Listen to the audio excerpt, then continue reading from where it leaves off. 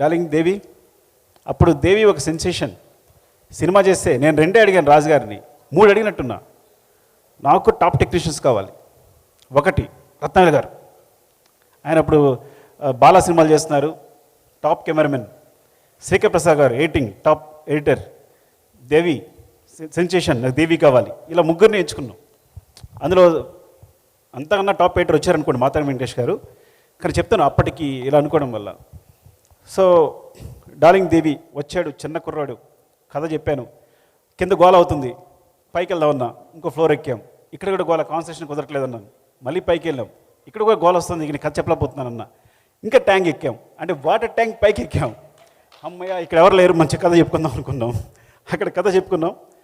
కథ I think first half అయినట్టుంది. వెళ్ళి మార్నింగే ట్యూన్ ఇచ్చేసాడు.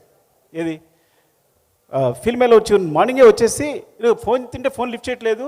ఇదేంటి, నేను ఫస్ట్ హాఫ్ కథ చెప్పాను, ఇంకా సెకండ్ హాఫ్ చెప్పాలి, కనీసం టచ్లో లేడు తను కనీసం అని అంటే, లేదు తను వస్తాడు, కంగారు పడుకున్నారు రాజు గారు. వచ్చాడు, రాగానే డార్లింగ్ ఒక మీకు ట్యూన్ చేసాను చూడండి అని ట్యూన్ వినిపించాడు. అదే ఫిల్మేలో ఫస్ట్ ట్యూన్ చెప్పిన వెంటనే ఐ థింక్ వీఆర్ అందరూ ఇంప్రెస్డ్. ఆ ట్యూన్ అలా వెళ్ళిపోయింది. Thank you so much for all the songs. అంటే అప్పుడు తెలియకుండా నేను చెప్పాను కదా, నీ వాయిస్లో వినేసి ఇప్పటికీ అదే జడ్జిమెంట్ నమ్ముతాను నేను. ఎందుకంటే నీ వాయిస్ విని విని విని నాకు అదే అనిపించేది. అప్పటి నుంచి ఏదైనా ఎక్కువ వినేసి ఉండి నేను జడ్జిమెంట్ తీసుకుంటానని ఎప్పటికప్పుడు చెక్ చేసుకుంటాను. అది ఒక మ్యూజిక్లోనే కాదు, సీన్స్లో కూడా నేను ఎక్కువ నువ్వు చెప్పిన ఒక మాట నాకు ఒక యూజ్ అయింది నాకు స్క్రిప్ట్లో కూడా. Thank you darling and love you. ఆ టైంలో యాక్చువల్గా ఆ టైంలో సాంగ్ చెప్పాలి. నాకు ఐటమ్ సాంగ్ ఇష్టం లేదు, తెలుసా మీకు విషయం సినిమాలో? ఎందుకు నిజం మాట్లాడుకుందాం. నాకేంటి చెయ్య చెయ్య చెయ్య అంటే నేను మణిరత్నం ఫేవరెట్ ఫ్యాన్ని.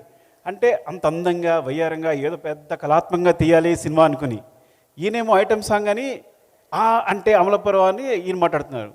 సో ఓవరాల్గా నేను దాని లిరిక్ రాయించుకున్నప్పుడు ఆ టైంలో నచ్చింది, ట్యూన్ నచ్చింది. కానీ దాని లిరిక్ రాసేటప్పుడు ఏమైందంటే టైం లేదు.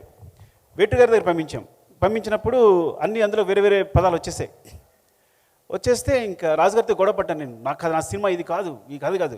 అల్లువారి పిల్లగాడ ఏంటి, అల్లువారి పిల్లగాడ అంటే నా స్టూడెంట్, నా హీరో ఆర్య, అల్లువారి అబ్బాయి కాదు. సో ఇట్లా అంటే ఆర్య వచ్చి హీరోయిన్ ఎత్తుకోవాలి, కానీ అరవింద్ గారి అబ్బాయి ఈజీగా కొట్టేస్తాడు హీరోయిన్ని. అమ్మాయి వెంటనే పడిపోద్ది, ఆయనకి చాలా డబ్బులు ఉన్నాయి. నా ఆర్య పూరు పాపడి బైక్ కూడా లేదు, సైకిల్ మీద వెళ్తుంటాడు అని. అది శంకర్ మాస్టర్ కూడా కారులో ఇప్పుడు